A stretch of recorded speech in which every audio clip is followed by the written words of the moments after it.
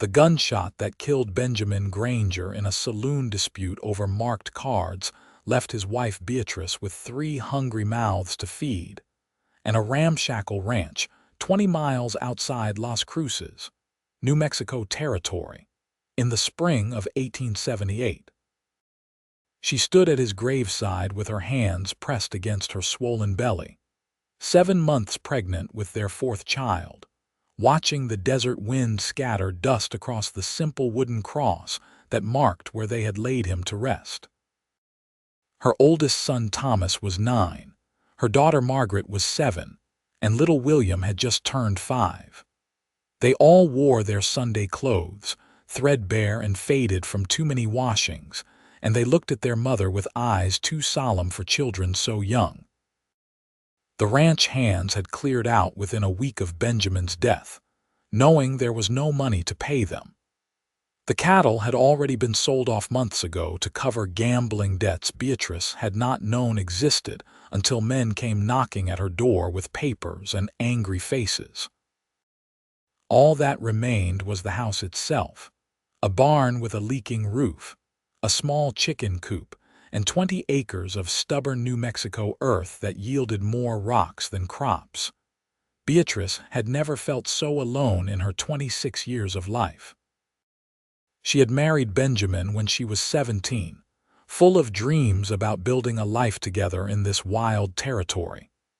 He had been charming and handsome, quick with a smile and a story, and she had loved him desperately despite his flaws. But charm could not put food on the table, and stories could not mend fences or birth calves, or keep the roof from caving in during the summer storms. She was sitting on the porch steps 3 weeks after the funeral, trying to figure out how to fix the chicken coop door that had fallen off its hinges, when she saw a rider approaching from the east. The sun was high and harsh, making her squint against the glare, one hand shielding her eyes as she watched the figure grow larger. Thomas came out to stand beside her, his small hand resting on her shoulder in a gesture that made her heart ache because it was too protective, too grown up for a 9-year-old boy. The rider was a tall man on a bay horse, leading a pack mule behind him. As he drew closer, Beatrice could make out more details. A dark hat pulled low, a worn leather vest over a faded blue shirt, and the easy posture of someone who had spent most of his life in the saddle. He slowed as he approached the property line, clearly taking in the state of the ranch with an assessing eye. "Afternoon, madam," he called out when he was close enough for conversation, touching the brim of his hat politely. "Name's Andrew Quincy. I heard in town there might be work available out this way." Beatrice stood up slowly, brushing the dust from her skirt. The baby kicked inside her, a sharp reminder of all the reasons she could not afford to hire anyone. "I'm afraid whoever told you that was mistaken, Mr. Quincy. I don't have any work to offer. I don't have anything to pay with." Andrew dismounted with a fluid grace that spoke of long practice. Up close, she could see he was probably in his early 30s, with sun-weathered skin and dark hair that needed a trim. His eyes were a startling green, clear and direct in their gaze. "I heard about your husband, Mrs. Granger. My condolences. I also heard you've got a ranch that needs tending and no one to tend it. Hearing about my situation and doing something about it are 2 different things, Mr. Quincy. Like I said, I cannot pay you." Her voice was firmer than she felt. Pride was about all she had left, and she held onto it with both hands. "I'm not asking for pay, madam. I'm asking for a place to stay for a few weeks, maybe a month. Some home cooking and a roof over my head in exchange for getting this place back in working order. After that, I'll move on."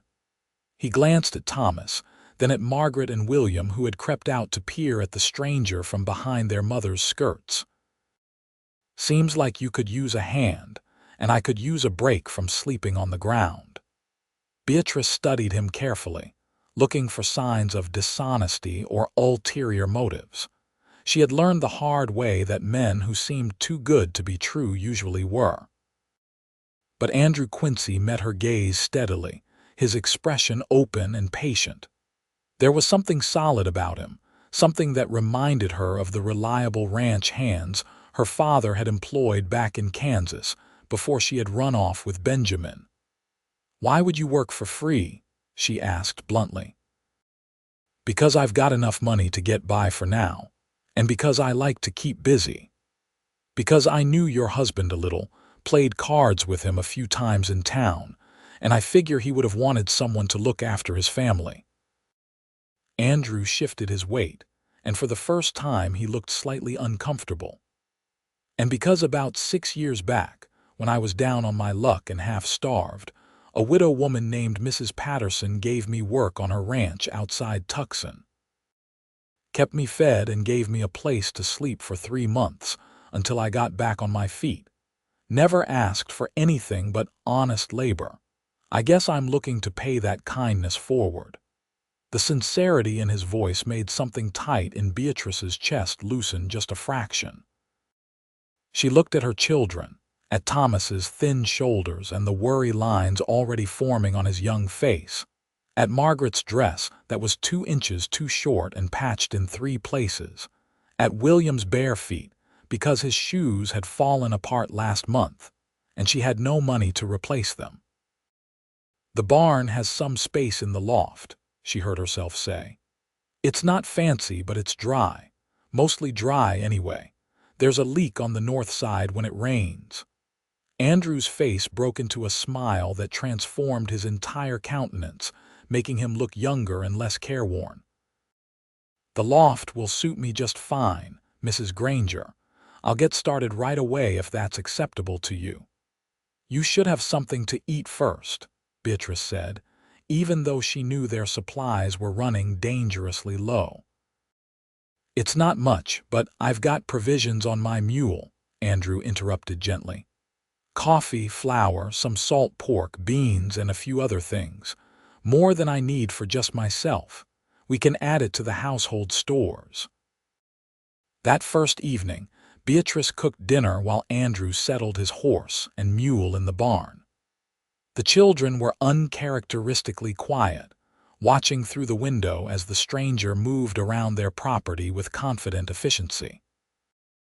Thomas kept his hand on the rifle that hung above the door, trying to look like the man of the house.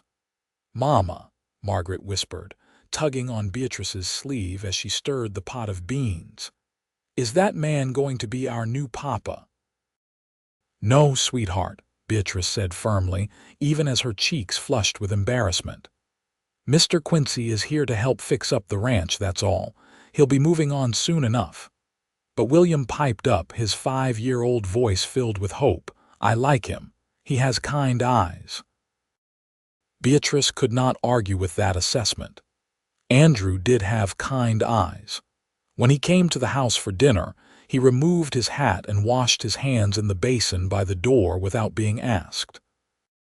He complimented the meal genuinely, even though it was just beans and cornbread, and he spoke to the children with respect rather than the condescension many adults showed. "Your mama tells me you're good with the chickens, Miss Margaret," he said, and Beatrice watched her daughter's face light up at being called Miss like a grown lady. "I collect the eggs every morning," Margaret said proudly. "Sometimes they peck me, but I'm not scared." "That's brave," Andrew said seriously. "Chickens can be mean creatures when they've a mind to be. I knew a rooster once that terrorized a whole bunkhouse full of cowboys." The children giggled, and even Thomas's suspicious expression softened slightly. As they ate, Andrew asked questions about the ranch, about what needed fixing most urgently, about what livestock Benjamin had kept before selling them off. He listened carefully to the answers, occasionally jotting notes in a small leather-bound book he pulled from his vest pocket. After dinner, Beatrice insisted on walking him out to the barn with a lantern. The night air was cool and clear, the stars scattered across the sky like diamonds on black velvet. Andrew carried a bedroll and his saddlebags, moving with the easy grace she had noticed earlier. "Mr. Quincy," she said as they reached the barn door, "I need to be clear about something. I appreciate your offer of help, truly I do, but I can't have any impropriety. I'm a widow with children and another on the way. Folks in town already talk enough about Benjamin's gambling and his debts. I won't give them reason to talk about me." "I understand completely, madam," Andrew said, his tone respectful. "You have my word as a gentleman that I'll conduct myself appropriately. I'll stay in the barn, do my work, and keep a proper distance. Anyone who says different will be lying." "Thank you," Beatrice said quietly. She hesitated, then added, "And Mr. Quincy, thank you for the provisions. We were getting low and I was worried about how we'd make it through the month." "It's Andrew, madam, and you're welcome." He tipped his hat to her and disappeared into the darkness of the barn. Walking back to the house, Beatrice felt something she had not experienced in months, a tiny flicker of hope. The next morning, she woke to the sound of hammering. The sun was just beginning to paint the sky pink and orange, and through her window she could see Andrew already at work on the chicken coop. By the time she had dressed and started breakfast, he had repaired the door and was examining the barn's roof. The days began to develop a rhythm. Andrew worked from sunup to sundown, tackling one project after another with methodical efficiency. He fixed the barn roof, reinforced the corral fence, repaired the porch steps that had been sagging dangerously, and cleaned out the well that had been developing a questionable taste. He worked steadily but without hurry, often pausing to show Thomas how to properly hammer a nail or explaining to Margaret why it was important to check the fence posts for rot. Beatrice watched from the house as she went about her own work, mending clothes and tending the vegetable garden and teaching Margaret her letters. The baby inside her grew heavier each day, making her movements slower and more awkward, but she refused to let Andrew see her struggling. Pride again, she knew, but it was hard to let go of. It was Thomas who started spending more time with Andrew first. Her serious oldest son would finish his morning chores and then drift out to wherever the cowboy was working, watching silently at first and then gradually asking questions. Andrew never seemed annoyed by the company. He would explain what he was doing and why, sometimes handing Thomas a tool and letting him help with simpler tasks. "He says I'm a natural with horses," Thomas told Beatrice one evening at dinner, his face flushed with pride. "He let me help brush down his bay today, and he showed me how to check her hooves for stones." Margaret started bringing Andrew wildflowers she had picked, presenting them with great ceremony. He would accept them gravely, thank her kindly, and tuck one into his hatband where it would stay until it wilted. William followed the cowboy around like a shadow whenever he was allowed, chattering endlessly about everything and nothing, and Andrew listened with apparent genuine interest. Beatrice told herself she should discourage the children from getting too attached.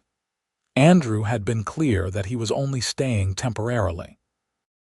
But watching Thomas smile for the first time since his father's death, seeing Margaret's confidence bloom under Andrew's patient attention, hearing William's delighted laughter as Andrew showed him how to skip stones in the creek that ran along the eastern edge of their property, she could not bring herself to put a stop to it. 2 weeks after Andrew's arrival, Beatrice went into Las Cruces for supplies with the small amount of money she had earned selling eggs and vegetables to neighboring ranches. The general store owner, Mr. Patterson, a portly man with mutton chop whiskers, gave her a long look as he tallied up her purchases. "Heard you've got Andrew Quincy staying out at your place," he said, his tone carefully neutral.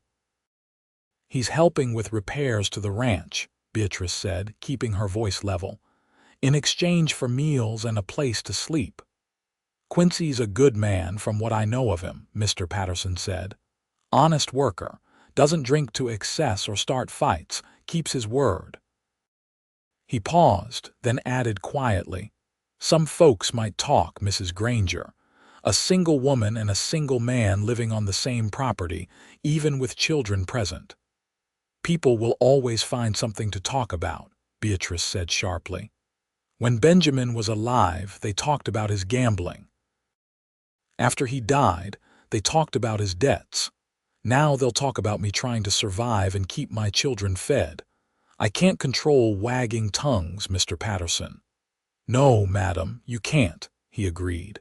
"But I wanted you to know that my wife and I think you're doing the right thing. It takes strength to accept help when you need it. And like I said, Quincy's a good man. Known him since he first came through here about 5 years back. Never heard a bad word about him." Beatrice softened slightly. "Thank you. I appreciate that." As she drove the wagon back to the ranch, the supplies carefully secured in the back, she thought about Mr. Patterson's words. She had been so focused on propriety and what people might think that she had not really considered what kind of man Andrew was beyond his willingness to work for free. She knew he was skilled and hardworking, that he was patient with children and respectful to her. But what else did she know? That evening, after the children were in bed, she found herself sitting on the porch watching the stars.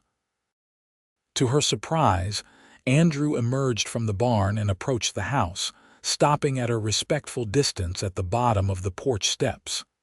"Evening, Mrs. Granger," he said. "Hope I'm not disturbing you." "Not at all," she replied. "I was just enjoying the cool air." "The house gets hot during the day." "It does indeed," Andrew agreed. He hesitated, then asked, "Would you mind if I asked you something?" "Go ahead." "What are your plans for the ranch? Long term, I mean. Are you hoping to build it back up, run cattle or horses? Or are you thinking of selling it once it's in better shape?" Beatrice was quiet for a long moment, considering. No one had asked her that question, perhaps because the answer seemed obvious. A pregnant widow with 3 small children could not possibly run a ranch alone. But the truth was, she had been thinking about it more and more lately. "I don't want to sell," she said finally. "This land is the only thing my children have left from their father. It's their inheritance. But I don't know if I can make it work. I don't know enough about running cattle or horses, and even if I did, I don't have the money to buy livestock." "What if you started small?" Andrew suggested. "Maybe get a few goats to begin with. They're hardy, don't need as much space as cattle, and you can sell the milk and cheese in town. Could add some pigs, maybe. Build up gradually as you learn and as the money comes in." "That's assuming I could afford even goats," Beatrice said, trying not to sound as discouraged as she felt. "There's a man over in Mesilla who breeds them. Might be willing to extend credit or work out a trade. I could ride over there, ask around." Andrew shifted his weight, and in the dim light from the house she could see his serious expression. "I know I said I was only planning to stay a few weeks, but if you're willing, I could stay on longer. Help you get the ranch on its feet properly. We could work out a partnership arrangement maybe when you start turning a profit." "Why would you do that?" Beatrice asked, not for the first time. "You're a skilled ranch hand. You could get paid work anywhere. Why waste your time here?" Andrew was quiet for so long she thought he might not answer. When he finally spoke, his voice was low and thoughtful.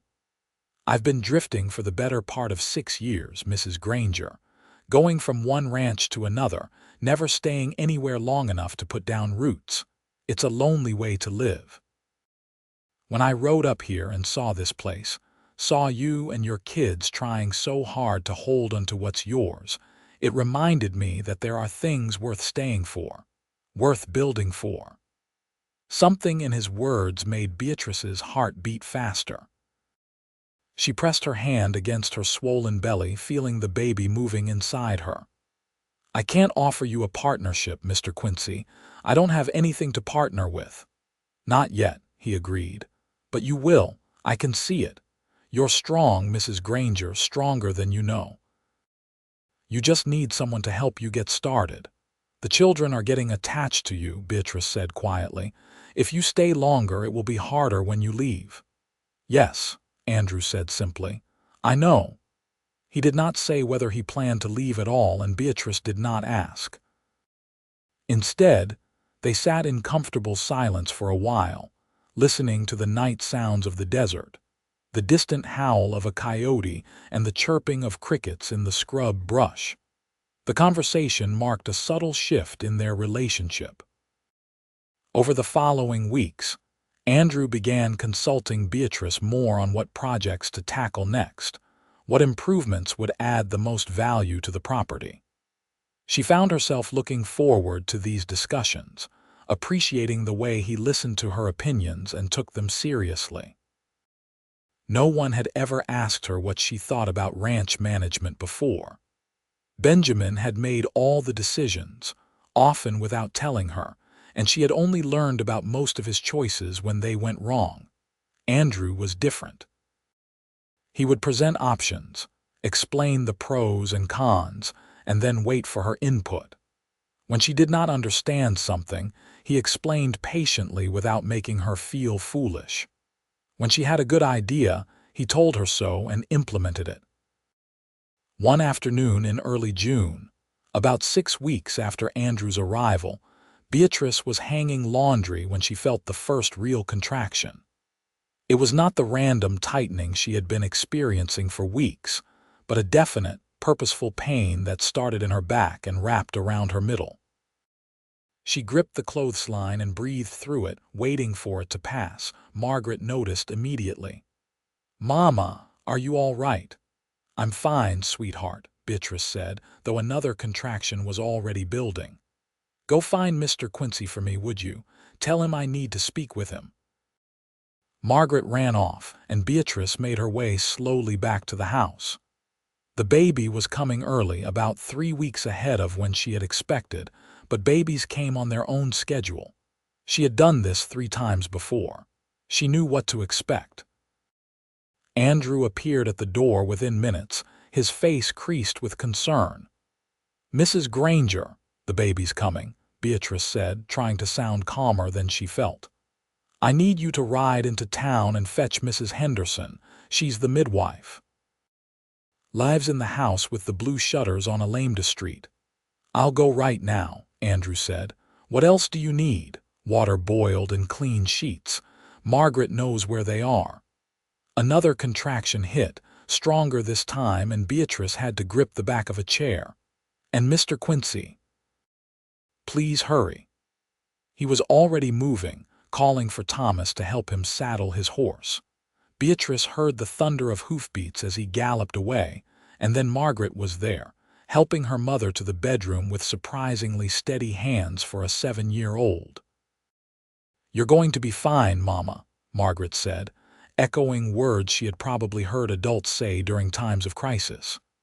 "Mr. Quincy will bring the midwife, and everything will be fine." "I know, sweetheart," Beatrice said, even as fear curled in her stomach. Women died in childbirth all the time out here, far from doctors and modern medicine. She had been lucky 3 times already. Would her luck hold for a 4th? Thomas appeared in the doorway, his young face pale but determined. "I've got water heating on the stove, Mama." "Margaret, come help me find the sheets." The children moved with a competence born of necessity, and Beatrice felt a fierce pride in them even through the waves of pain. They had grown up too fast, learned too young how to cope with hardship and fear. But they were strong, her children. They would survive whatever came. The labor progressed faster than her previous 3. By the time Andrew returned with Mrs. Henderson, a capable woman in her 50s with steel gray hair and gentle hands, Beatrice was deep into the work of bringing her child into the world. Mrs. Henderson shooed Andrew and the children out of the room immediately, leaving only Margaret to help, and Beatrice surrendered herself to the ancient, primal process of birth. It hurt, as it always did, but there was something different this time. Perhaps it was knowing that Andrew was outside with her boys, keeping them calm and occupied. Perhaps it was the confidence in Mrs. Henderson's experienced hands, or perhaps it was simply that Beatrice had survived so much already that she knew she could survive this too. "Almost there, dear Mrs. Henderson encouraged. "One more good push." Beatrice bore down with all her strength, and then there was the sudden relief of the baby sliding free, followed immediately by a thin, indignant wail. Mrs. Henderson laughed, a warm sound full of joy. "You have another son, Mrs. Granger." A healthy, strong boy. Tears streamed down Beatrice's face as Mrs. Henderson placed the baby in her arms.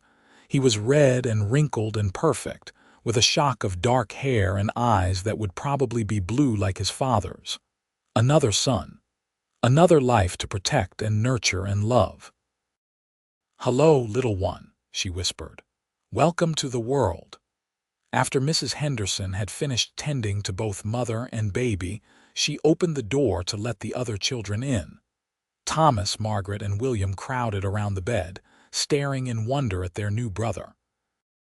Andrew hung back in the doorway, his hat in his hands, until Beatrice caught his eye and smiled. "It's all right, Mr. Quincy," she said.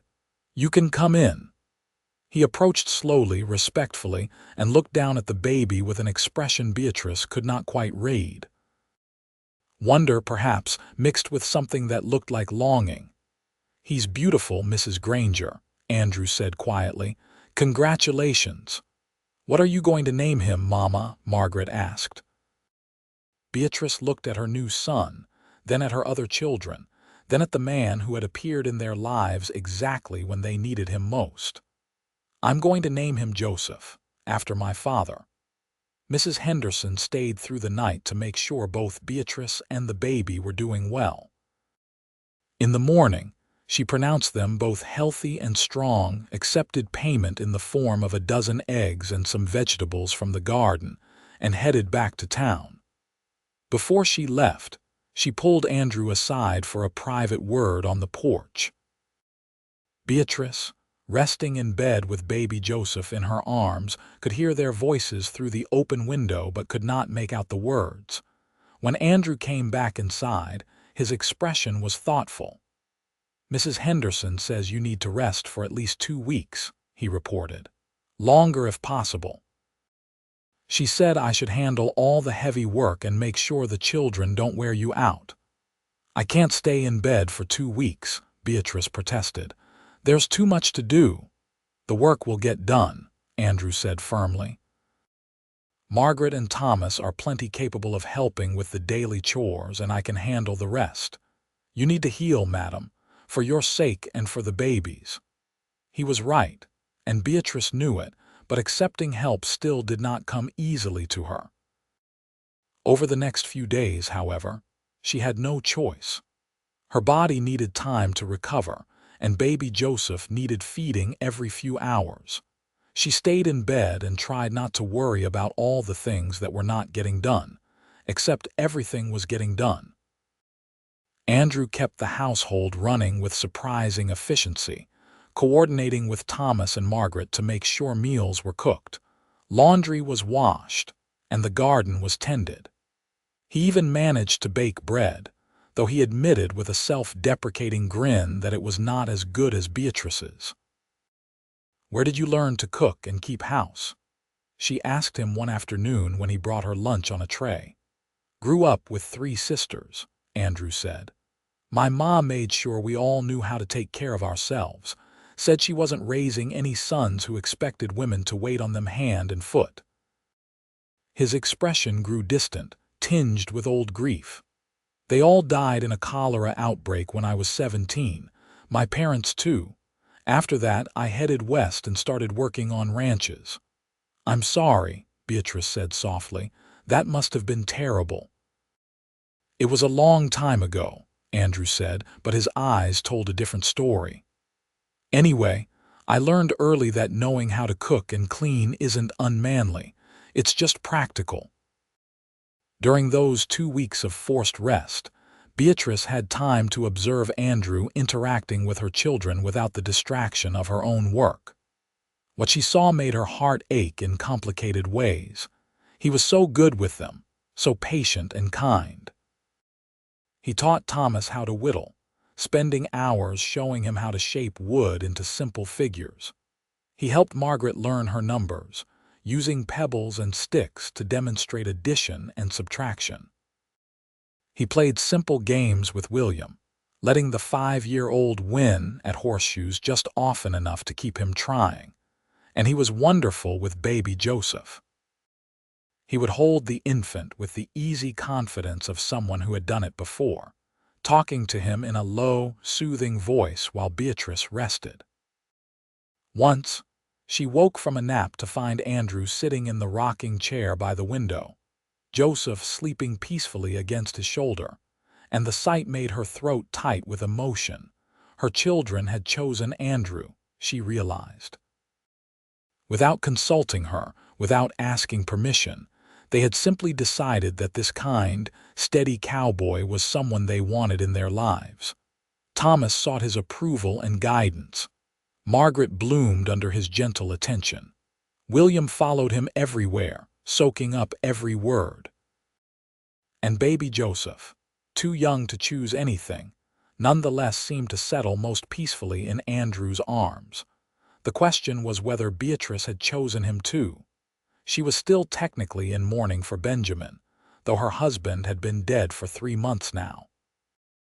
The raw grief had faded to a dull ache, and if she was honest with herself, much of what she grieved was not the man Benjamin had been, but the man she had hoped he would become. She had loved him, yes, but it had been a young girl's love, full of romantic notions that had not survived the harsh reality of his gambling and drinking and irresponsibility. What she felt when she looked at Andrew was entirely different. It was not the giddy excitement of her youth, but something steadier, deeper. She admired his work ethic and his integrity. She appreciated his kindness to her children. She valued his respect for her opinions and his willingness to see her as a partner rather than someone to be managed or controlled. And yes, if she was being completely honest, she found him attractive. She noticed the way his shirt stretched across his shoulders when he worked, the way his eyes crinkled when he smiled, the deep timbre of his voice when he spoke softly to the children. She was a widow, not dead, and Andrew Quincy was an undeniably handsome man, but acknowledging attraction was very different from acting on it. She had 4 children now, a ranch to save, and a reputation to consider. She could not afford to make impulsive decisions based on feelings that might be nothing more than gratitude mixed with loneliness. When the 2 weeks were up, and Mrs. Henderson returned to check on her, Beatrice was pronounced fully healed and cleared to resume her normal activities. The midwife looked around the house, noting how clean everything was, how well fed the children looked, how efficiently things were running. "That Mr. Quincy has been a godsend, hasn't he?" Mrs. Henderson said, not unkindly. "The children seem quite taken with him." "He's been very helpful," Beatrice agreed carefully. "I imagine he has," Mrs. Henderson said. She paused, then added delicately, "Word in town is he's planning to stay on, help you build the ranch back up." "He's mentioned the possibility," Beatrice said. "People will talk, you know." "Might not all be kind." "People always talk, Mrs. Henderson. I can't live my life based on gossip and speculation."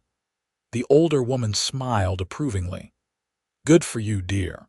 For what it's worth, I think Andrew Quincy is exactly the sort of man this territory needs more of. Honest, hardworking, decent. You could do a lot worse." After Mrs. Henderson left, Beatrice sat on the porch with baby Joseph in her arms, watching as Andrew worked with Thomas to repair a section of the corral fence.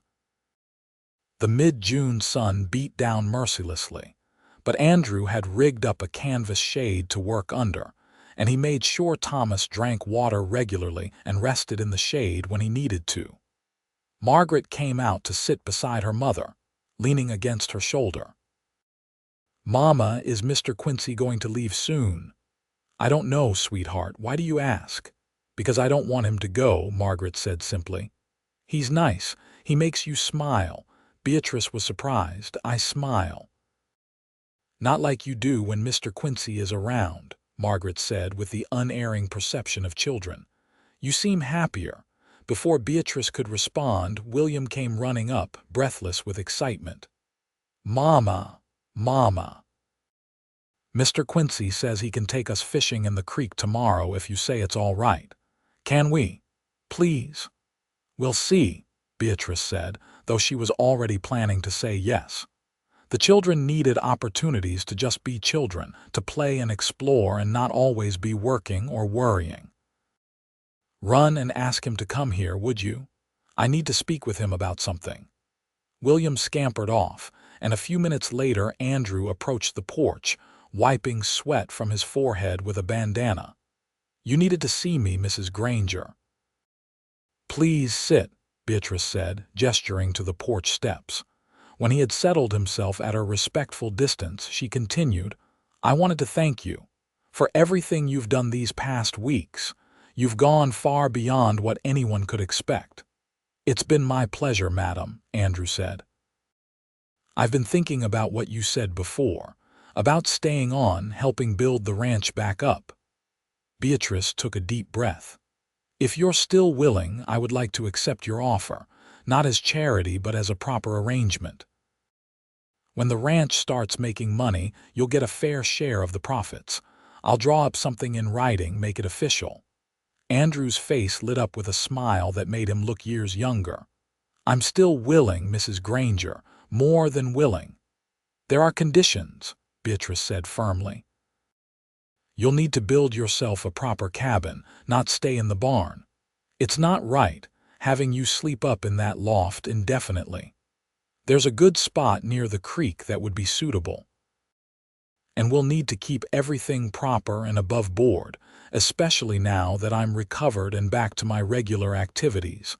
I won't have people thinking," she stopped, flustered. "I understand completely," Andrew said. "And I agree with all your conditions. I'll start on the cabin next week. It'll be small but solid. We should also discuss what livestock to start with," Beatrice continued, feeling more confident now that they were on firmer footing. "You mentioned goats earlier." They spent the next hour talking through plans for the ranch, discussing possibilities and practicalities. It felt good to Beatrice, being treated as an equal partner in decisions about her own property. Andrew listened to her ideas and contributed his own, and together they sketched out a vision for what the ranch could become over the next year or two. When Andrew stood to return to work, he paused and looked at her with an expression that made her heart flutter. "Mrs. Granger, I want you to know that I take this responsibility seriously. Your trust means everything to me. I won't let you down." "I know you won't," Beatrice said softly, and she realized she truly believed it. The next day, Andrew took all 4 children fishing in the creek, giving Beatrice a few hours to herself for the first time since Joseph's birth. She spent the time doing mundane tasks like mending and organizing the kitchen, but her mind kept drifting to the sounds of laughter floating up from the creek. Finally, she could not resist. She wrapped Joseph in a blanket and walked down to watch. What she found made her stop in her tracks. Andrew had fashioned simple fishing poles from branches and twine, and he was patiently teaching Thomas how to bait a hook while Margaret and William splashed in the shallow water, searching for interesting stones. When he noticed Beatrice approaching, his whole face brightened. "Mrs. Granger, come join us. The fish aren't biting much, but we're having a good time anyway." Beatrice sat on a smooth boulder near the water's edge, Joseph dozing in her arms. She watched as Andrew showed Thomas how to cast his line, watched Margaret present Andrew with a perfectly round pebble she had found, watched William try to catch a frog with more enthusiasm than skill. This, she thought, This was what a family should look like. Not the chaos and uncertainty of her life with Benjamin, but this easy contentment, this simple joy in being together. "I caught one," Thomas shouted suddenly, his pole bending. Andrew was at his side instantly, helping him reel in a small trout. The look of pure pride on her son's face when he held up his catch made Beatrice's eyes sting with tears. "That's a fine fish," Andrew said. "Big enough for dinner, I'd say. You did good, Thomas." They stayed by the creek until the shadows grew long, and when they walked back to the house together, Thomas carrying his fish with careful pride and the younger children chattering about everything they had seen, Beatrice felt something she had almost forgotten: peace. That evening, after the children were in bed and the house had settled into quiet, Beatrice found Andrew sitting outside his barn, looking up at the stars. She approached hesitantly, not sure if she should intrude on his solitude. "It's a beautiful night," she said. "It is," Andrew agreed, standing politely when he noticed her. "Is everything all right? You need something?" "No, I just—" Beatrice hesitated, then made herself continue. "I wanted to tell you something. Today, watching you with the children, seeing how happy they were, I realized that my children have chosen you. Thomas looks up to you like a father. Margaret trusts you completely. Even William, who barely remembers his own father, has decided you're someone special. And baby Joseph." She smiled. "Well, he's too young to choose anything, but he certainly seems content in your arms." Andrew was very still, his expression unreadable in the dim light. "They're good children, Mrs. Granger, easy to care about. What I'm trying to say, perhaps not very well, is that I think they've chosen wisely." Beatrice took a deep breath. "You're a good man, Andrew Quincy. My children know it, and I'm starting to believe they have better judgment than I've given them credit for." She could feel his gaze on her, intent and searching. "What are you saying, Mrs. Granger?" "I'm saying that I would like us to be friends. Real friends, not just business partners working toward the same goal. I'm saying that I trust you with my children and with this ranch we're trying to build. And I'm saying—" She faltered, then pushed ahead despite her nervousness.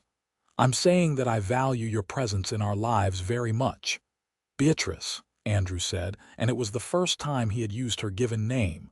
It sounded different in his voice, intimate and warm.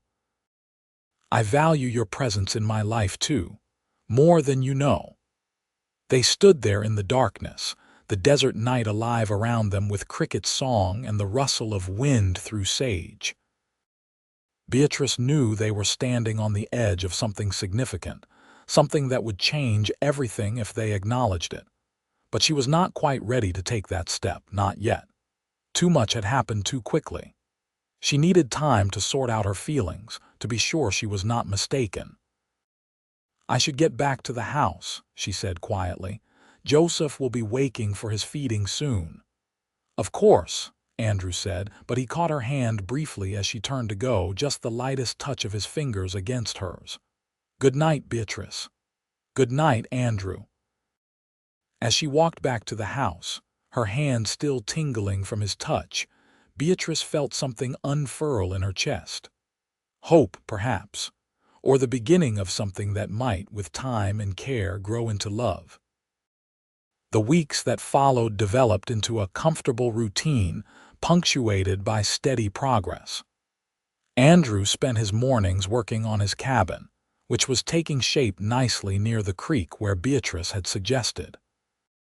In the afternoons, he tackled projects around the ranch, always with Thomas as his shadow, and often with Margaret and William underfoot as well.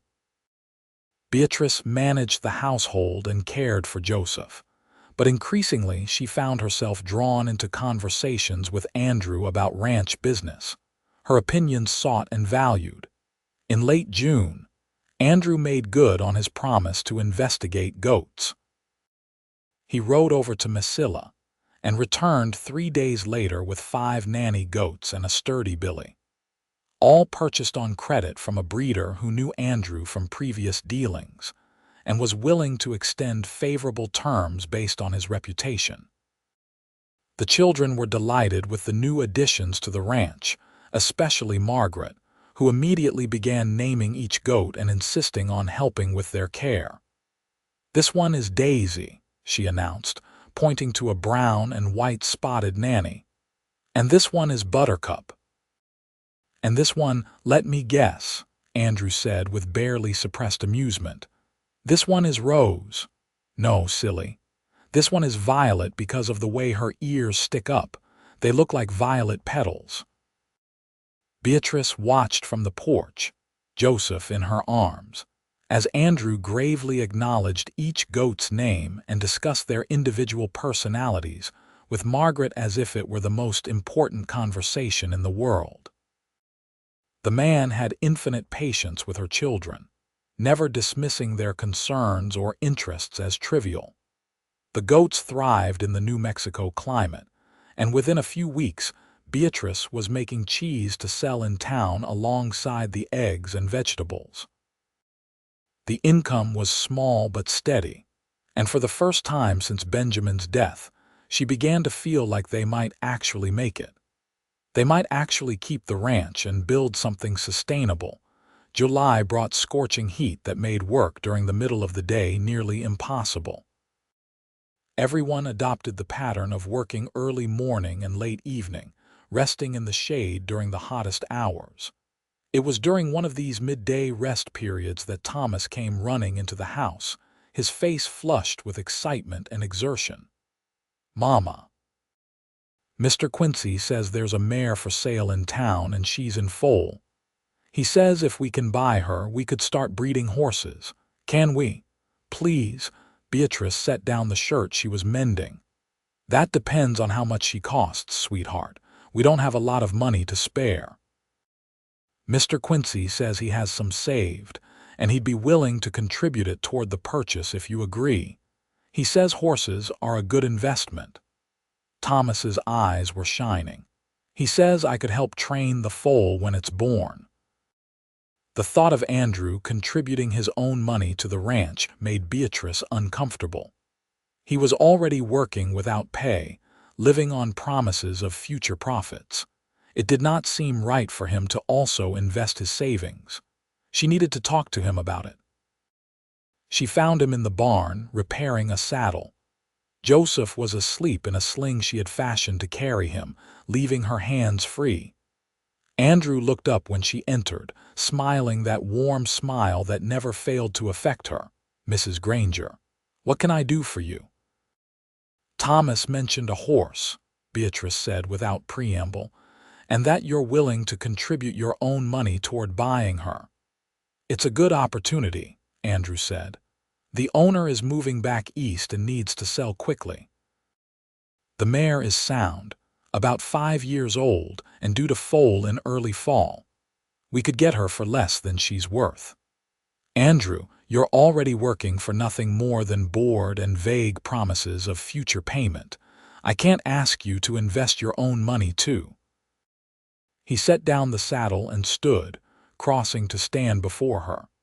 They were close enough that she could see the flecks of gold in his green eyes, close enough that she could smell the scent of leather and hay and clean sweat that seemed to cling to him. "You're not asking," he said quietly. "I'm offering. This ranch is important to me, Beatrice. Its success matters. And before you argue that it's not my ranch, let me remind you that we have an agreement. When it starts turning a profit, I get a share. Investing in livestock now means that profit comes sooner and is larger. It's good business sense. Or it's you being too generous again," Beatrice said, but her protest was weakening. "Let me do this," Andrew said. "Please, let me help build something that will last, something that will take care of you and the children even after." He stopped abruptly. "After what?" Beatrice prompted. "After I'm gone," Andrew finished, but the words sounded hollow as if he did not quite believe them himself. "Are you planning to leave?" The question came out more sharply than Beatrice intended. "No," Andrew said immediately.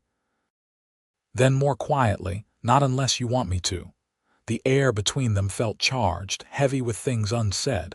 Beatrice was acutely aware of every breath, every small movement. "I don't want you to leave," she heard herself say. "The children would be devastated."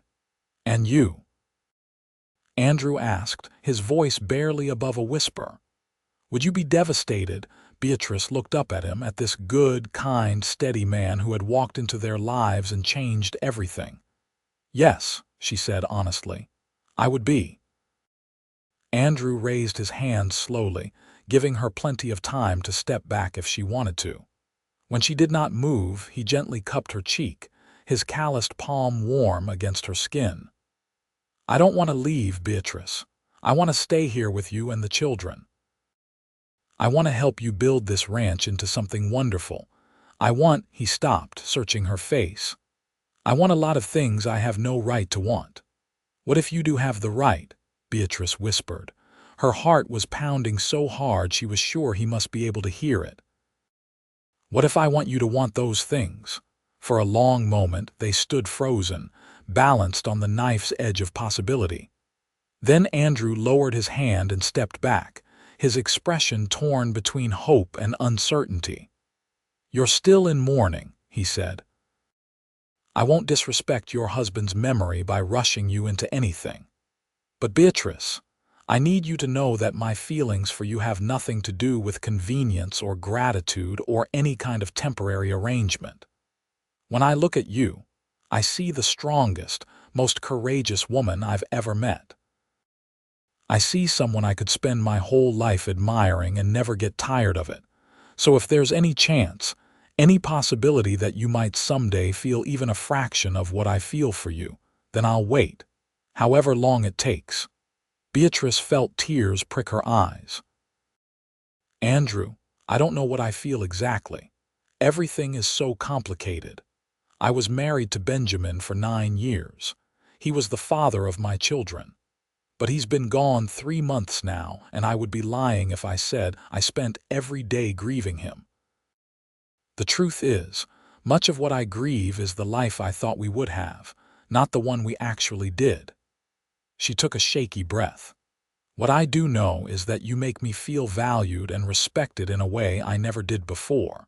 You make me believe I'm capable of more than I thought possible. You make me happy. And that feeling is both wonderful and terrifying because I'm afraid of trusting it, afraid it might disappear." "It won't disappear," Andrew said with quiet conviction. "What I feel for you is real, Beatrice. It's not going anywhere." Baby Joseph stirred in his sling, making a small sound of discontent. Beatrice rocked gently, soothing him back to sleep, grateful for the momentary distraction. When she looked back up at Andrew, she had composed herself somewhat. "Buy the horse," she said. "If you truly believe it's a good investment for the ranch, then buy her. I trust your judgment." "Thank you," Andrew said. "I'll ride into town tomorrow." As Beatrice turned to leave the barn, Andrew called after her softly. "Beatrice, take all the time you need to figure out your feelings. There's no rush. I'm not going anywhere." The mare, a pretty bay with a white blaze and 3 white socks, arrived at the ranch 2 days later. Thomas was beside himself with excitement, following Andrew and the horse around like an eager puppy. The mare was gentle-natured and well-trained, and Andrew let Thomas help settle her into the corral and feed her. "What are we going to name her?" Margaret asked, stroking the mare's soft nose. "That's up to your mother," Andrew said, looking at Beatrice with a question in his eyes. Beatrice studied the horse, thinking about fresh starts and new beginnings, about taking chances on things that might seem risky but felt right. "Hope," she said. "Let's name her Hope." As summer deepened into August, the ranch continued its slow transformation. Andrew's cabin was completed. A small but sturdy structure with a real bed and a small stove and glass windows that had cost more than everything else combined, but which Andrew insisted were worth it. The children were fascinated by his new home, and he often invited them to visit. showing them how he had built the furniture himself and letting them help organize his few possessions. The goats were producing well, and Beatrice's cheese was developing a reputation in town. She started getting regular orders from the hotel and from several families. The income was still modest, but it was growing. The vegetable garden flourished under regular care, providing more than enough for the household with surplus to sell. And Hope, the mare, was visibly pregnant and in good health. Through it all, Beatrice became increasingly aware of her growing feelings for Andrew. She noticed the way her heart lifted when she saw him walking toward the house. She found herself listening for his voice, watching for opportunities to talk with him. She thought about him at odd moments throughout the day, wondered what he was doing, whether he was staying cool enough in the heat, whether he liked the meals she cooked. It was Margaret, observant as always, who finally said something. It was early September, and Beatrice was hanging laundry while Margaret helped hand her clothespins. Baby Joseph, now nearly 3 months old and growing chubby and healthy, lay on a blanket in the shade nearby, cooing at his own toes. "Mama," Margaret said in that serious tone she used when she was thinking hard about something. "Do you love Mr. Quincy?" Beatrice nearly dropped the sheet she was hanging. "What kind of question is that, young lady?" "It's a simple question," Margaret said with the forthright logic of childhood. "Do you love him? Because I think you do. You smile at him the same way Mrs. Patterson smiles at Mr. Patterson in the general store, like he's your favorite person." Beatrice sighed and crouched down to Margaret's level. "It's complicated, sweetheart. Why, Papa is gone. Mr. Quincy is here and he's nice and he makes you happy. That doesn't seem complicated to me." Out of the mouths of babes, Beatrice thought. "You're right that Mr. Quincy is nice and that he makes me happy. But grown-up feelings are more complex than that. There's a proper way to do things, a proper amount of time to wait after someone dies before considering other possibilities." "But you do love him," Margaret persisted. "I can tell." Beatrice looked at her daughter's earnest face and decided that honesty was the best policy. "I think I might," she admitted, "but I'm not ready to do anything about it yet. Does that make sense?" Margaret considered this gravely. "I suppose so. But Mama, don't wait too long. What if Mr. Quincy gets tired of waiting and leaves?" "He said he would wait," Beatrice said, though the fear that Margaret had just articulated had been lurking in the back of her own mind. "Then I guess you have to decide if you trust him," Margaret said with unsettling wisdom. That conversation haunted Beatrice for days. Did she trust Andrew? The answer was unequivocally yes. She trusted him with her children, with her ranch, with her dreams for the future. The question was whether she trusted herself, trusted her own judgment after making such a poor choice with Benjamin. But even as she thought it, she knew it was not fair. She had been 17 when she married Benjamin, barely more than a child herself, swept away by romance and rebellion against her strict parents. She was 26 now, a widow with 4 children and hard-earned experience. She knew the difference between infatuation and something deeper, between charm and genuine character, and Andrew had character. He demonstrated it every day in 100 small ways. In the patient way he taught Thomas new skills. In the gentle encouragement he gave Margaret. In the playful attention he showed William. In the careful way he held baby Joseph, supporting his head just right and talking to him as if he could understand every word. In the respectful way he treated Beatrice herself, asking her opinions, listening to her ideas, never trying to override her decisions about her own children or her own property. The realization, when it came, was not a lightning bolt but a quiet certainty that settled over her like a warm blanket.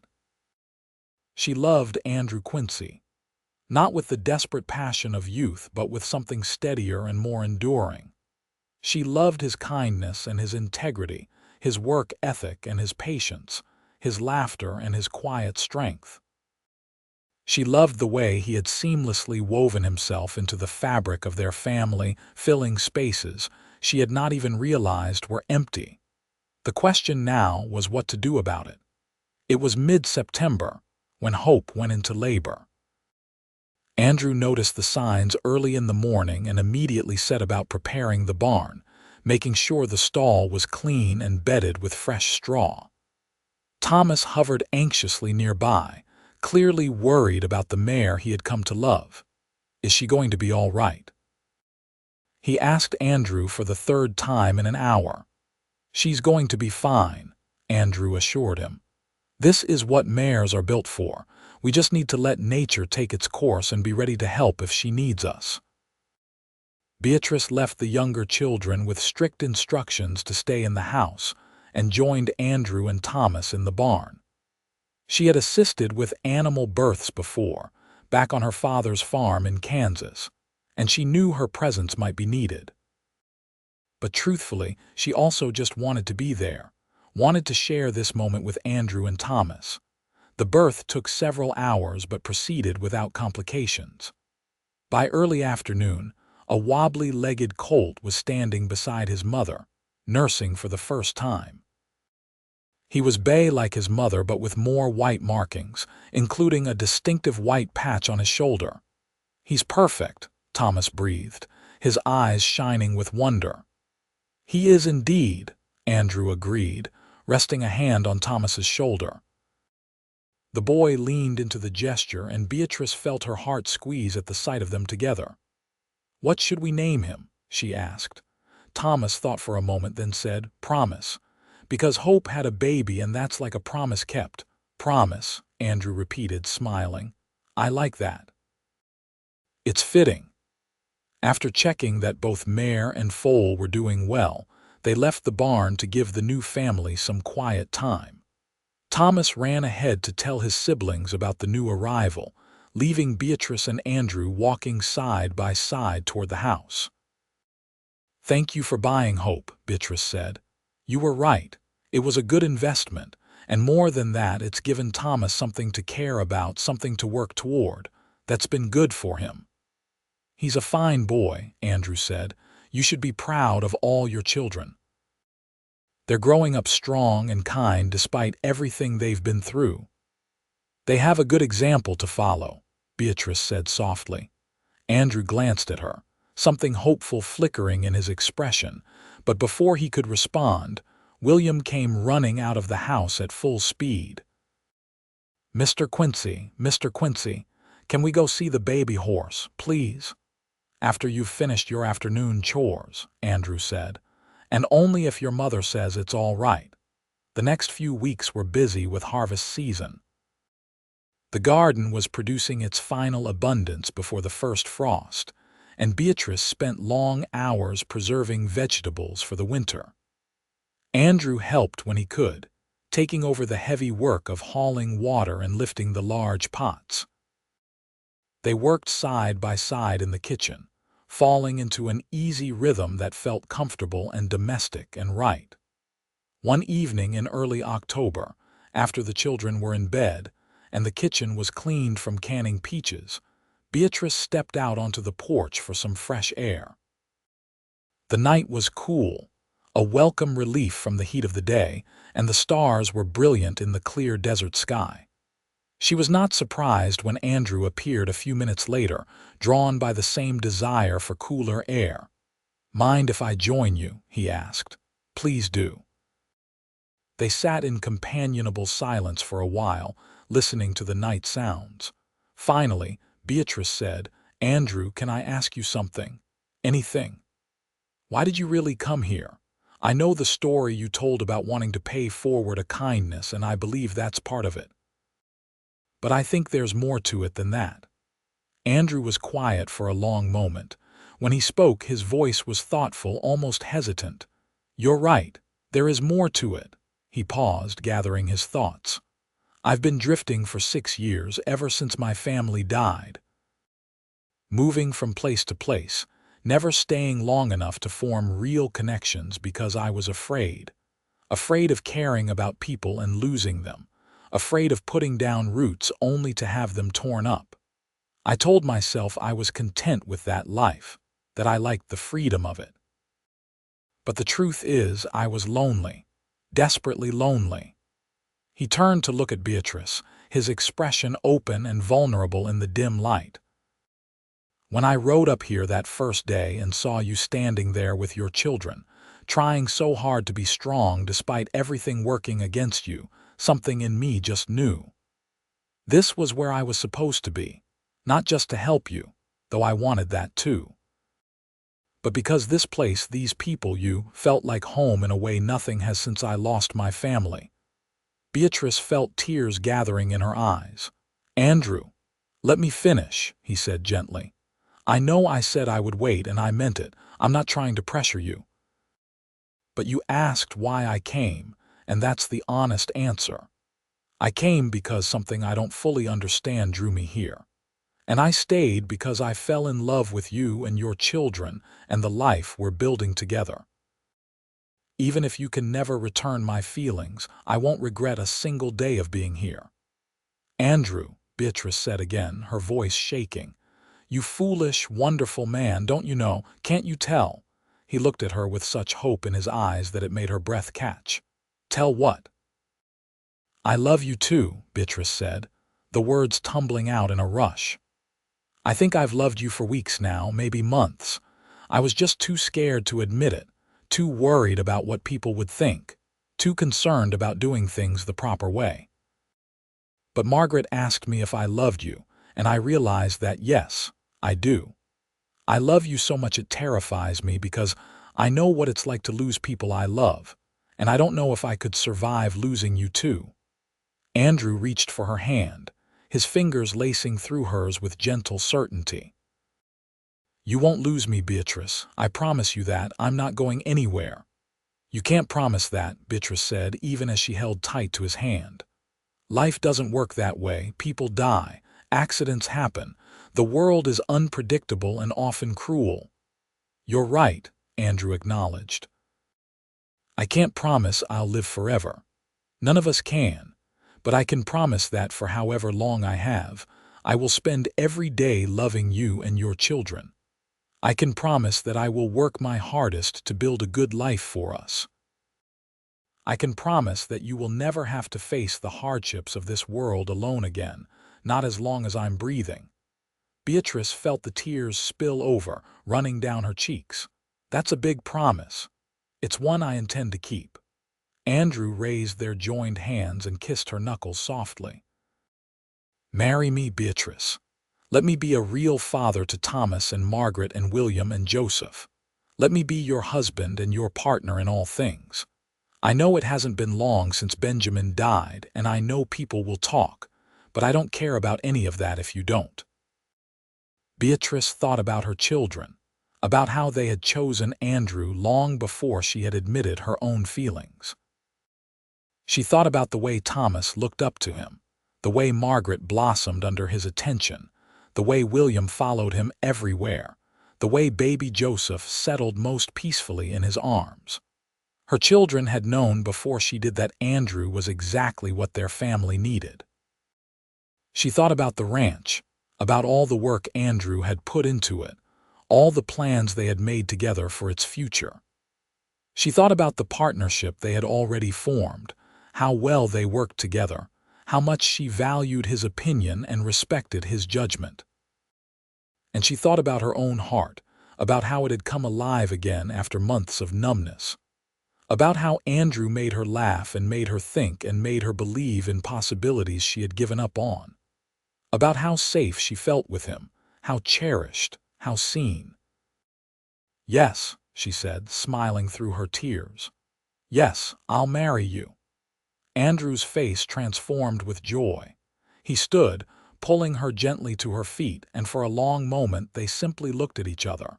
Then he cupped her face in both hands and kissed her with a tenderness that made her knees weak. It was not like the passionate kisses of her youth with Benjamin, all heat and hurry. This was something deeper, something that spoke of patience and commitment and a love that would endure through whatever challenges lay ahead. When they finally broke apart, both breathless and smiling, Andrew rested his forehead against hers. "I will spend the rest of my life trying to be worthy of you." "You already are," Beatrice whispered. "You already are." They were married 3 weeks later in a simple ceremony at the church in Las Cruces. Beatrice wore a new dress she had made from fabric Andrew insisted on buying, a soft blue that brought out the color of her eyes. The children stood with them, Thomas and Margaret as witnesses and William holding baby Joseph. The gathering was small, just a few friends from town, Mrs. Henderson, the midwife, the general store owner Mr. Patterson and his wife, and a handful of neighboring ranchers who had come to respect Andrew's work ethic and Beatrice's determination. There were indeed people who whispered about the indecent haste of the widow remarrying, about the impropriety of it all. But there were more who saw the happiness in Beatrice's face and the adoration in Andrew's eyes and wished them well. And Beatrice found that she truly did not care what the gossip said. She had spent too many years worrying about appearances, about doing what was expected rather than what would make her happy. Those days were over. The wedding night was gentle and sweet, both of them nervous despite Beatrice's previous marriage. Andrew had converted the front room of his cabin into a proper bedroom for them, installing a real bed and hanging curtains made from cloth Margaret had helped choose. The children were spending the night at the main house with Thomas in charge, proving he was nearly grown up at 10 years old. "Are you sure about this?" Andrew asked, his hand trembling slightly as he touched her face. "About me, about all of it." "I've never been more sure of anything," Beatrice said honestly. She reached up to trace the line of his jaw, marveling that she was allowed to touch him this way now that he was hers and she was his.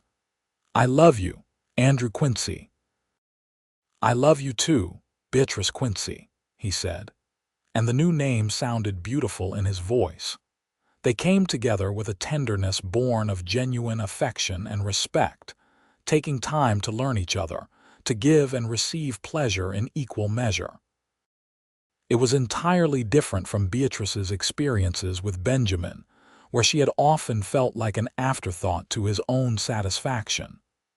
Andrew was attentive and patient, making sure she felt cherished and desired. When she finally fell asleep in his arms hours later, she felt complete in a way she never had before. The next morning, they walked back to the main house hand in hand, ready to begin their new life as a family. The children were waiting on the porch, having clearly been watching for their return. Margaret ran to them immediately, throwing her arms around both of them. "Now you're really our papa," she said to Andrew with satisfaction. "Now I'm really your papa," he agreed, his voice thick with emotion. He looked at Thomas, who was hanging back slightly, trying to maintain his almost grown-up dignity. "If that's all right with you, Thomas." The boy's face crumpled slightly, years of trying to be strong giving way for just a moment. "I would like that very much, sir, Papa." Andrew opened his arms and Thomas stepped into the embrace, followed quickly by Margaret and William. Beatrice stood watching, Joseph in her arms, her heart so full she thought it might burst. "This," she thought. "This is what happiness looks like, life settled into a new rhythm after the wedding."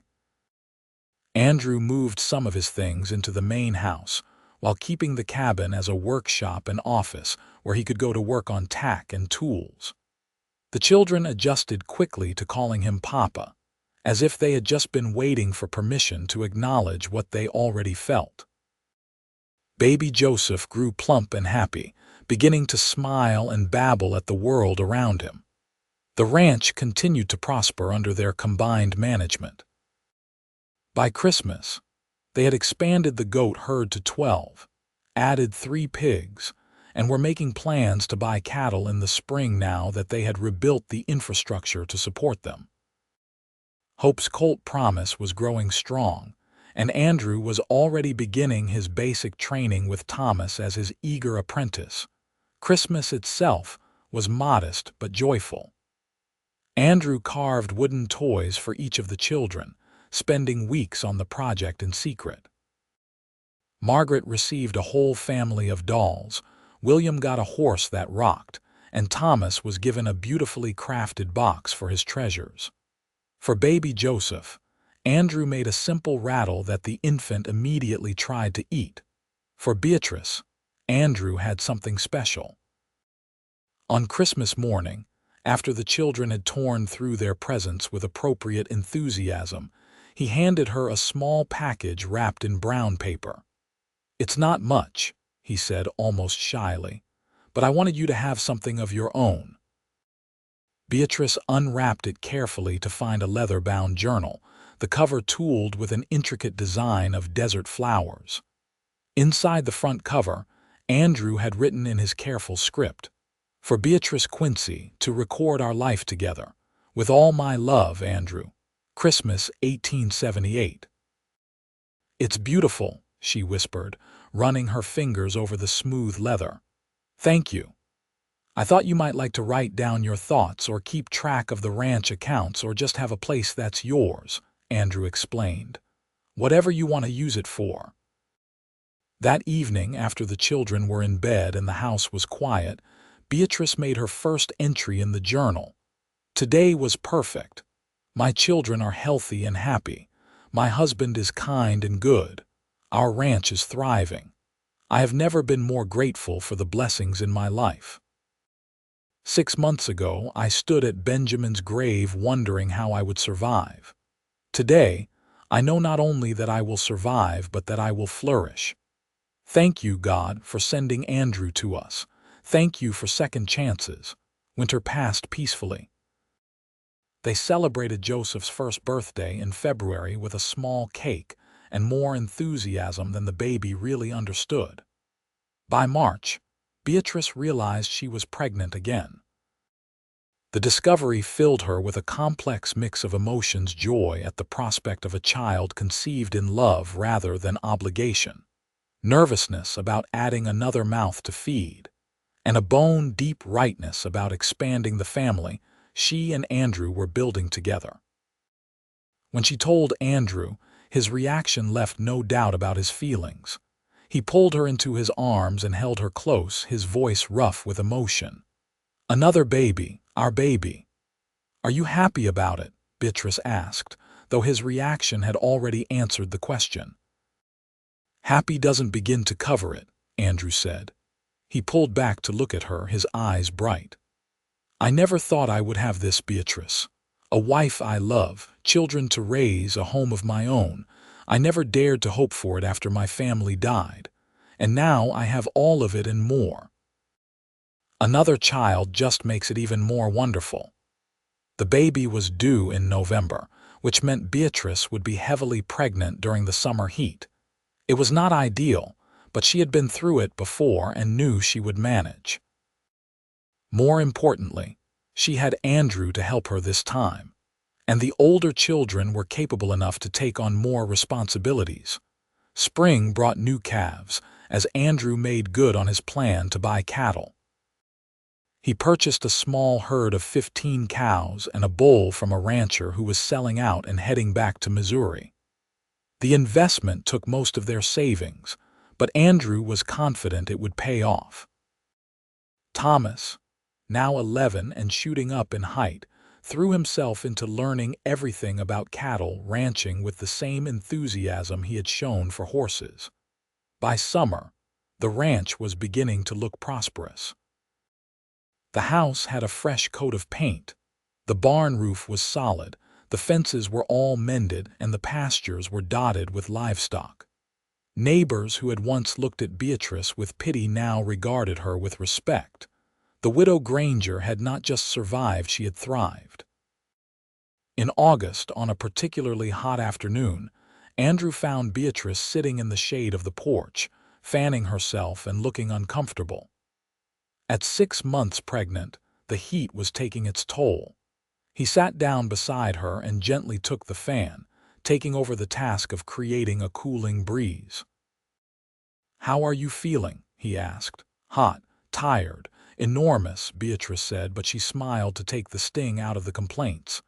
"The baby is very active today, feel." She took his hand and placed it on her swollen belly. After a moment, there was a strong kick against his palm. Andrew's face lit up with wonder. "That's amazing," he breathed. "I'll never get used to that, the miracle of it." "You say that now," Beatrice teased. "Wait until you've been kept awake half the night by a crying infant." "I'll still think it's a miracle," Andrew insisted.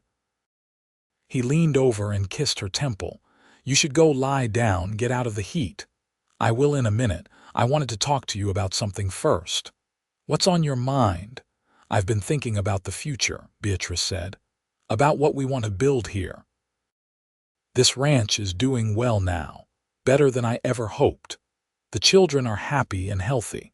We have enough money coming in that we're not just surviving but actually saving some.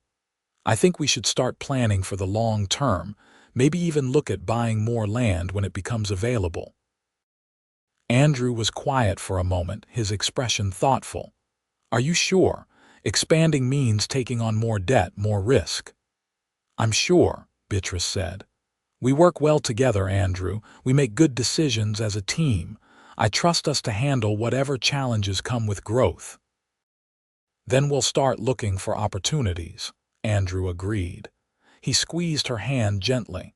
"Thank you for trusting me, for believing in us." "How could I not? You've never given me reason to doubt you. From the very first day you rode up here, you've been exactly what you appeared to be: honest, hardworking, and good. My children saw it before I did. They chose you, and they chose well." Andrew pulled her close, mindful of her pregnant belly, and held her in the circle of his arms. "Those children saved my life just as much as I helped save yours. They gave me a purpose, a reason to stop drifting. And you gave me love, a real home, a future I could actually look forward to. I'm the one who should be grateful." "Then we're both grateful," Beatrice said, settling comfortably against him. "And both blessed." That evening, as Beatrice watched her family gather for dinner, Thomas and Margaret helping with the meal, William entertaining baby Joseph, Andrew moving easily among them all with casual affection, she felt a deep sense of peace. Her life had not turned out anything like she had planned when she was a starry-eyed 17-year-old running off with Benjamin Granger. It had been harder, more painful, more uncertain. But it had also become something infinitely more valuable. Real, honest, and filled with the kind of love that was built on partnership and respect rather than just passion. She had learned that fairy tales were not real, but that did not mean happy endings were impossible. Sometimes they just looked different than expected. Sometimes they came in the form of a cowboy who appeared when you needed him most, a man who loved your children as his own and treated you as an equal partner in all things. The baby was born on a cold November night, arriving earlier than expected but healthy and strong. Andrew paced the porch while Mrs. Henderson attended the birth, and Beatrice could hear his footsteps even through the waves of pain. It comforted her, knowing he was there, that she was not alone in this. When the baby's first cry split the air, Andrew burst through the door despite Mrs. Henderson's protest that he should wait. He crossed directly to Beatrice's side, taking her hand and kissing her forehead. "You did it," he said, his voice choked with emotion. "You're amazing." "We have a son," Mrs. Henderson announced, placing the swaddled infant in Beatrice's arms. "Another healthy boy for the Quincy family."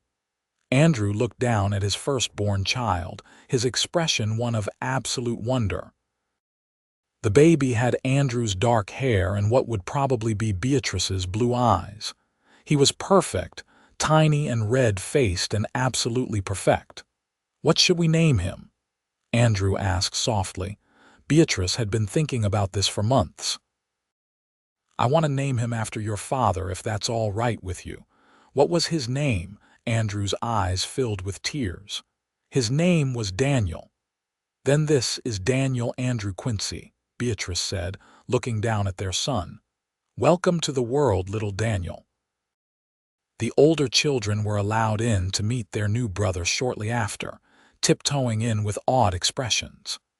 Margaret immediately declared him beautiful, while William wanted to know when he would be big enough to play with. Thomas, holding baby Joseph on his hip, looked at his mother and Andrew with a maturity beyond his years. "He looks like Papa," Thomas said, and the simple statement held a wealth of meaning. This baby was Andrew's in a way the other children could never fully be, and Thomas was acknowledging that reality with grace. "He looks like he belongs to all of us," Andrew said, meeting Thomas's eyes with understanding.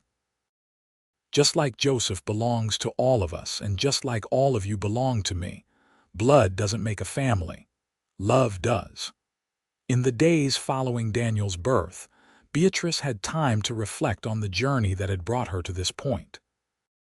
A year and a half ago, she had been standing at Benjamin's grave, pregnant and terrified, with no idea how she would provide for her children.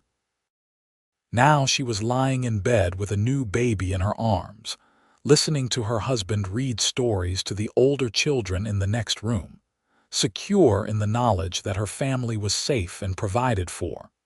The ranch was thriving, expanding gradually but steadily. They had paid off the debt on the goats and were making regular payments on the cattle. The cheese and egg business was steady, and they had started selling beef to the fort and to restaurants in town. Andrew had proven to be not just a skilled ranch hand, but a savvy businessman, always finding ways to maximize their profits while minimizing risk. More than that, though, their family was thriving.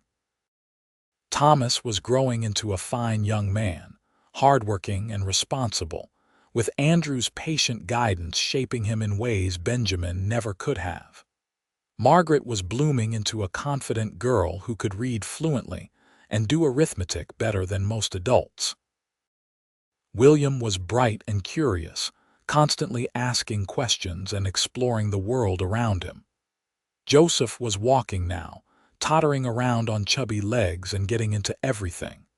And baby Daniel was healthy and growing, showing every sign of being as easygoing as his father.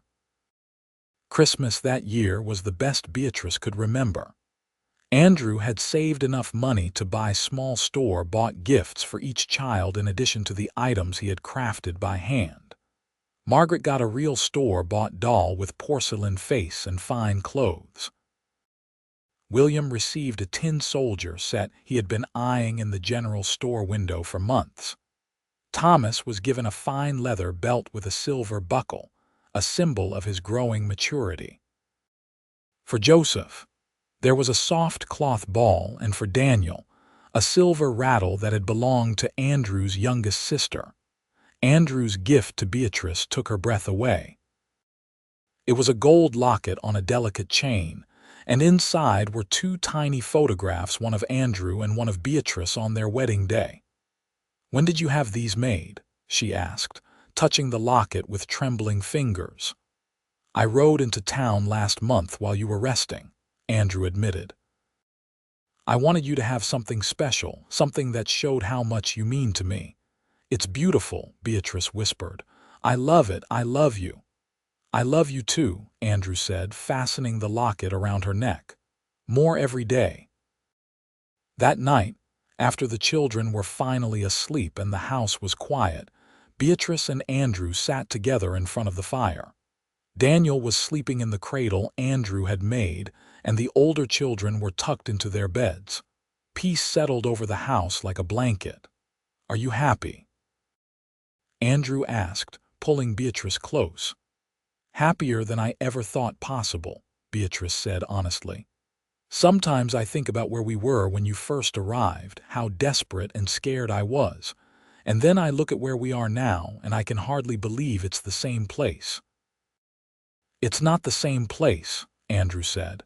We've built something new here together, something that's ours.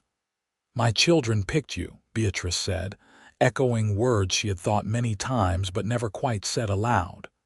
That day when you rode up, they saw something in you I was too afraid to see. They trusted you before I did.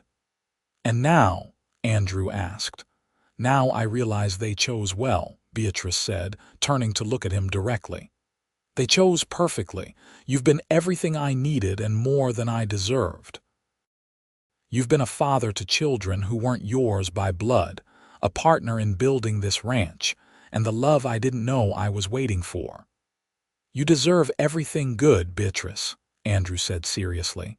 You're the strongest person I know. You took a disaster and turned it into something beautiful. I'm just lucky you let me help. We helped each other, Beatrice corrected. That's what partners do. They sat in comfortable silence for a while, watching the fire burn down to embers.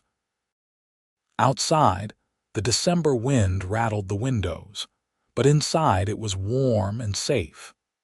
Beatrice thought about the future stretching ahead of them, years of working together, raising their children, building their ranch into something they could pass down to the next generation.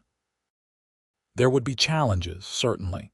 Life in the New Mexico territory was never easy, but they would face those challenges together as they had faced everything else. Andrew, she said quietly. Yes. Thank you for stopping that day. Thank you for seeing something worth staying for. Thank you for taking a chance on a drifter with nothing but a horse and a promise, Andrew replied. He kissed her softly. Best decision I ever made. The years passed with the steady rhythm of ranch life. By 1881, Thomas was 14 and working alongside Andrew as a full partner in the ranch operations. He was tall for his age and had developed his stepfather's quiet competence with animals and land. Margaret, at 12, was developing into a fine young woman who could manage the household accounts better than most grown adults. She had also taken over much of the cheese-making operation, developing new recipes that commanded premium prices in town. William, at 9, was the family's animal expert, with an almost uncanny ability to sense when livestock was sick or in distress. He wanted to be a veterinarian when he grew up, and Andrew was already making inquiries about schools that might offer that kind of education. Joseph, now 3, was a whirlwind of energy who followed Thomas around like a shadow. And Daniel, at 2, was showing signs of having his mother's quick mind and his father's steady temperament. In the spring of 1882, Beatrice discovered she was pregnant again. At 30, she was older than she had been with her previous pregnancies, and she felt the tiredness more acutely. But she was also experienced and confident, surrounded by capable help, and married to a man who treated her pregnancy like the precious thing it was.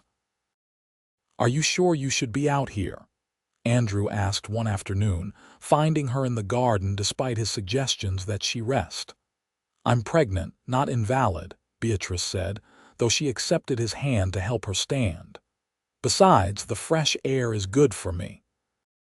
"At least sit in the shade," Andrew insisted, guiding her to a bench he had built under a cottonwood tree. "You're too stubborn for your own good sometimes." "That's why you love me," Beatrice teased. "One of many reasons," Andrew agreed, sitting beside her. At 35, he had a few threads of silver in his dark hair and weathered lines around his eyes, but to Beatrice, he was more handsome than ever.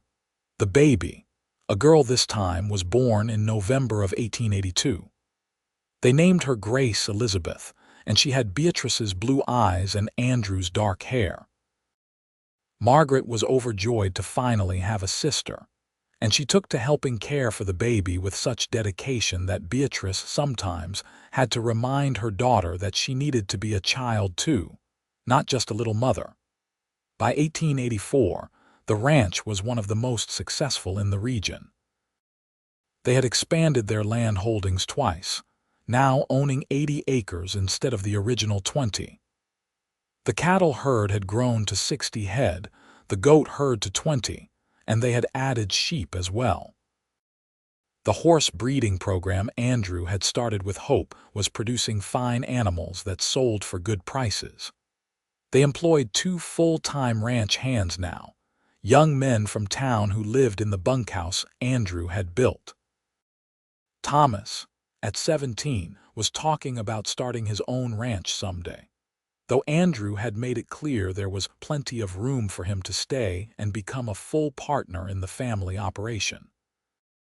Margaret, at 15, had attracted the attention of several young men in town, though she seemed more interested in her books and her business ventures than in romance.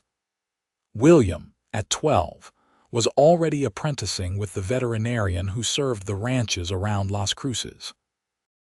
Joseph, at 6, had started school and was proving to be a quick learner. Daniel, at 4, was Andrew's constant shadow, wanting to do everything Papa did. And Grace, at 2, was a bright, cheerful child who had everyone wrapped around her tiny finger. One evening in late summer of 1884, Beatrice stood on the porch watching the sunset paint the sky in shades of orange and pink. Andrew came up behind her, wrapping his arms around her waist and resting his chin on her shoulder. "Beautiful evening," he said. "It is," Beatrice agreed, leaning back against him. "Hard to believe it's been 6 years since we married. Sometimes it feels like yesterday, and sometimes it feels like you've always been here." "I feel the same way," Andrew said. "Like my life before you was just a prelude, and the real story didn't start until I rode up to this ranch and saw you standing there with fire in your eyes and determination in every line of your body." "I wasn't feeling very determined that day," Beatrice admitted. "I was terrified." "But you didn't let the fear win. You kept fighting for your children, for this ranch. That's what made me love you, that strength, that refusal to give up even when everything seemed impossible." Beatrice turned in his arms to face him. "We've built something good here, haven't we?" "We've built something extraordinary," Andrew corrected. "A family, a home, a legacy for our children, and we did it together." From inside the house came the sounds of their family, Margaret helping Grace wash up for dinner, Thomas and William arguing good-naturedly about something, Joseph's high-pitched laughter, Daniel calling for Papa. The sounds of life, of love, of everything that mattered. "My children chose you," Beatrice said, repeating the words that had become something of a private mantra between them. "That very first day, before I even knew what I needed, they saw it in you." "And you?" Andrew asked, even though he knew the answer. "I realized they had chosen well," Beatrice said, smiling up at him. "So very well."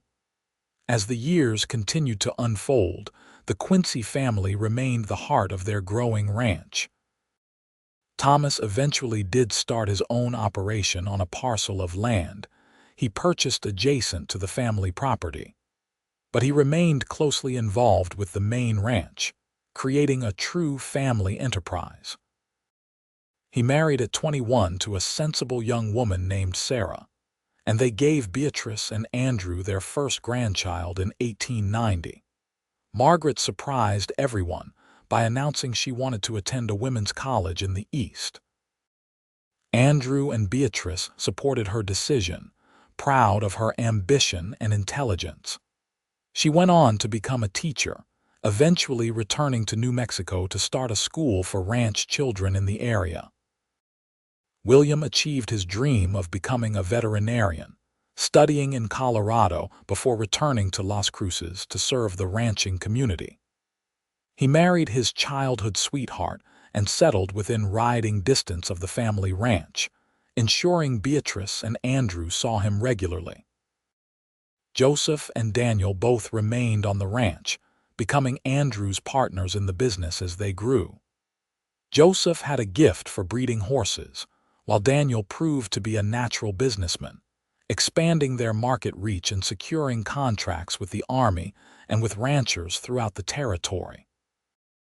Grace grew into a beautiful, spirited young woman who inherited her mother's strength and her father's kindness. She married a neighboring rancher's son when she was 20, and her wedding was the social event of the season in Las Cruces. Through it all, Beatrice and Andrew remained at the center of their ever-expanding family. They grew older together, their love deepening with each passing year. The ranch that had once been a failing property mortgaged to the hilt became one of the most respected operations in southern New Mexico, known for quality livestock and honest dealings. In the summer of 1898, Beatrice and Andrew celebrated their 20th wedding anniversary with a large party attended by family and friends from throughout the territory. They were in their 50s now, with children grown and grandchildren running around their feet. The house had been expanded multiple times to accommodate family gatherings, and the barns and outbuildings spread across land that now totaled over 200 acres. As Beatrice stood looking out over the property, Andrew came to stand beside her, his hand finding hers with the automatic ease of 2 decades of marriage. "You remember what this place looked like when I first arrived?" he asked. "Barely standing," Beatrice said. "Broken fences, leaking roofs, more hope than sense." "But you had vision," Andrew said. "You saw what it could become." "We saw what it could become," Beatrice corrected. "I never could have done this alone." "Yes, you could have," Andrew said seriously. "You were doing it when I arrived." "I just helped speed things along." Beatrice laughed. "You're being modest. You transformed this place, Andrew. You transformed our lives." "We transformed each other," Andrew said. He pulled her close, and she settled against him with the comfort of long familiarity. 20 years. "Sometimes I still can't believe how lucky I was that day I decided to ride over here. How lucky I am every day that you said yes." "The children chose you first," Beatrice reminded him, as she had done countless times over the years. "They knew before either of us did." "Smart children," Andrew said. "They chose well," Beatrice agreed. As the sun set over the New Mexico desert, painting the sky in shades of gold and crimson, Beatrice and Andrew stood together surrounded by the family they had built and the life they had created. It had not always been easy. There had been droughts and floods, sick livestock and failed crops, financial setbacks and personal losses. But they had faced everything together, and their love had not just survived but flourished. The ranch would continue long after they were gone, passed down through generations of children who would grow up hearing the story of how it all started, how a desperate widow and a drifting cowboy had found each other at exactly the right moment and built something that would last. How 3 young children had recognized goodness in a stranger and chosen him to be their father. How a woman who thought her life was over had discovered it was actually just beginning. It was a story of second chances and hard work, of love that grew from respect and partnership rather than just passion. It was a story of the American West in all its harsh beauty and unexpected grace. But most of all, it was a love story, one that began with a choice and was renewed every day for decades. As the stars began to appear in the darkening sky, Beatrice and Andrew turned back toward the house, where their family waited for them. The sounds of laughter and conversation drifted out through the open windows, and somewhere a fiddle was being tuned for dancing. They walked hand in hand as they had for 20 years, as they would for whatever years remained to them. The children had chosen well, Beatrice thought, and so had she. The end.